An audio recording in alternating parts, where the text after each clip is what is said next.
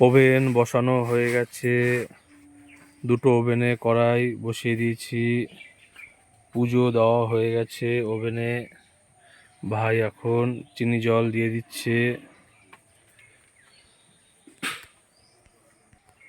টেবিলে মশলা সাজিয়ে দিয়েছি।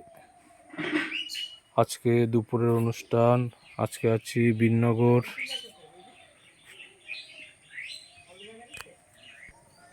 পটল কাটা হয়ে গেছে, আজকে পটল চিংড়ি আছে। আদা কাটা হয়ে গেছে।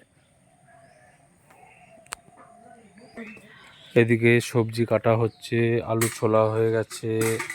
আজকে ফুড চাটনি আছে, বলতে পেঁপের চাটনি। আর এদিকে পেঁয়াজ সারানো হচ্ছে। বাসন ধুয়ে এখানে বুট করে রেখে দিয়েছে। চেয়ার টেবিল চলে এসছে, এখানে খাওয়ার জায়গা করেছে।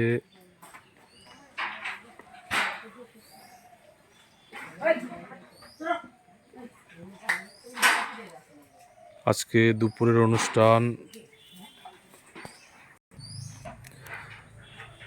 আজকে 500 লোকের রান্না হবে।